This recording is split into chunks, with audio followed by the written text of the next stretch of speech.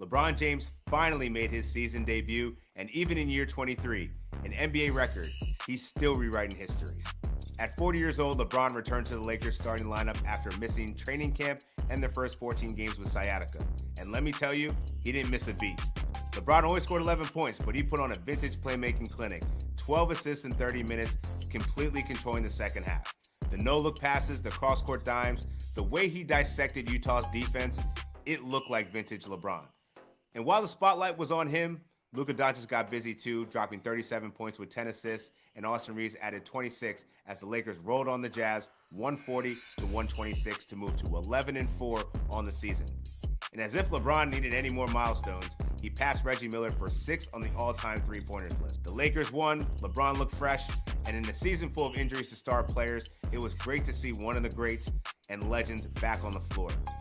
And if this is the version of LeBron that the Lakers are getting, then it begs the question, does LeBron's return change the balance of power in the Western Conference? Are the Lakers now the team that Oklahoma City should be worried about? Back to you guys. Caroline Fenton, Jason Fitz, Yahoo Sports Daily. Titus asks an interesting question, but I got to say, Caroline, like Denver would like a word. Yes, it was a really good night for the Lakers last night, and we're all going to say, can they take on, are they the threat to Oklahoma City's crown? And I just sit there and say, Denver would like a word. Like, I know we don't like paying attention to Denver, but we might have to. Who says we don't like paying attention to Denver? I will not tolerate any sort of Denver erasure here. No Nugget erasure here on this program. But yes, I mean, you're 100% right. I mean, the Nuggets are right behind OKC in second place in the West. As long as you have one of the best players in the planet in the Joker, like Denver's not going anywhere. But I will entertain that question. And I might subscribe to the belief that the Lakers are that team that OKC should be looking behind their shoulder at, maybe most scared at the team that could be nipping at their heels at the top spot in the West. Because what can't this Lakers team do? I know it's recency bias, and I know it is a one-game sample size of LeBron's return. And I know this wasn't a vintage classic LeBron performance. How many times? Maybe I can count on one hand in LeBron's 23 seasons how many times LeBron has out-assisted his point total.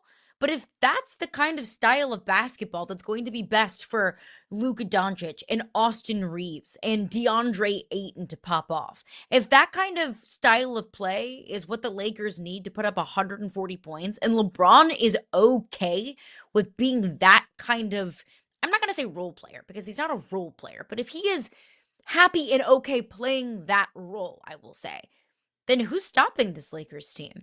As long as you're getting, 40 points off the bench, when you're getting 37 points and 10 assists and 4 steals from Luka Dončić, whenever Austin Reeves can put up 25 plus on any given night and LeBron is moving the rock the way that he is, like I will absolutely subscribe to the belief that it could be the Lakers that's the biggest threat to the OKC. After what we saw the other night with the Lakers against OKC, I just want to remind everybody, like, I think even with LeBron, it's a gentleman's sweep if these two teams played in they're 7 games. They're still not better than OKC. Right. OKC is so much better than everybody. But I think you make you make a really strong point about who LeBron is, and I think this comes down to the context of the conversations we always have about LeBron. Because what we saw from LeBron last night was absolutely amazing facilitation. And we saw him just running the offense with flow. You see that pass there to the corner that I've seen a million times already because it's beautiful, because it shows vision on the court, because it shows facilitation to put your teammates in the best position. And that's how you get to 140 points.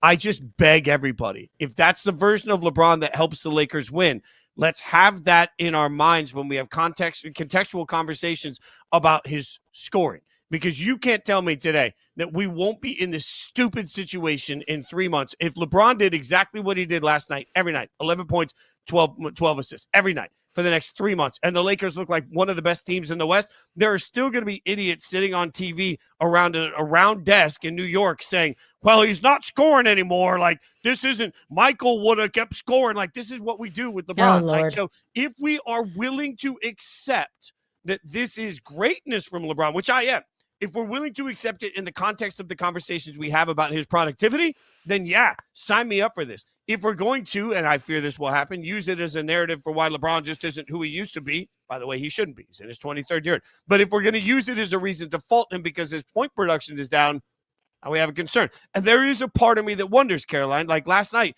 was he willing to facilitate so much because that's who he wants to be? Or was he willing to facilitate so much because he's admitted, especially on the defensive side of the court, he's still getting his legs under him? Like, was that a little bit more passive? Like, we see the dish to Ayton. Do we believe in 2 or 3 months when he's got his sea legs under him and he's ready? Does he still pass that ball off because it looked beautiful? Or does he take it like we're used to seeing LeBron and just try and shove it down somebody's throat? So, like, I think there's a lot of nuance to where this is going to go versus where it was last night. 100%. It's November 19th. We've had one game with LeBron James in this iteration of the Lakers. So you're asking fair questions that should be asked. In February, in March, is LeBron okay playing that role that he played last night? I don't know, but that's not to say that I don't think that LeBron is good for 25, 30, 32 on any given night.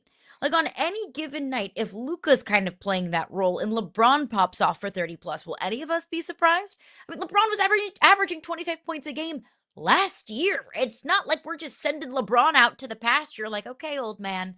Like, yeah, I'm sure that you were, walking uphill 3.5 miles to school every day. Like, okay, grandpa. Like, no, like LeBron can still play at an incredibly high level. We just saw him play a different role last night. And we saw last night in a 1-game sample size, that role work really well for this current iteration of the Lakers. But there are going to be, I think, some growing pains between LeBron and Austin Reeves and Luka Dončić and everybody getting theirs and everybody sharing the rock. I mean, that's a great problem for the Lakers to have. I'm not going to say that this is, just the perfect, all of the pieces fitting together with this Lakers team. We have had one game and it was great and wonderful. And okay, that's what we're going to see over the course of the next 6 months. I'm not saying that. There are going to be nights, I think, Fitz, where there probably is a sharing problem. No? Well, of course. And the context it's still LeBron James. Right. I mean, there's still going to be, just like we talk about how sometimes quarterbacks get bored in the middle of a game. It's like, well, you shouldn't have thrown that pass so they got bored. Like, is LeBron going to get bored at some point and then just remind everybody he can pop off, right? And also last night was against Utah. If I wanted to be a hater, I do not. But if I wanted to be a hater, I could certainly say this game was wildly close in the first half. It took a big run in the third quarter to really open it up against a bad Utah team. Now, I would look at that and say it takes a second to adjust to LeBron being on the court. But look at the upcoming games. They're again against Utah, who sucks. Then they got the Clippers, who suck. Then they got the Mavericks, who suck. Then they got the Pelicans, who suck. You see the theme here. They get 4 straight games where they can really figure out what they want to look like and who they are. And I'm not sure there's going to be a lot to take about what that means against the best of the West because they're going to be feasting on the least, right? And so that has to be part of the context. And the other part of this, Caroline, is that what did we see last night? Maybe more important than anything is that we were reminded last night that the Lakers are certainly aware of and comfortable with the fact that they will live and die by Luka. Like, I was watching a Luka last night that was every bit who Luka has been throughout the portion of this season, and also a Luka last night that just looked like he was having a different level of fun.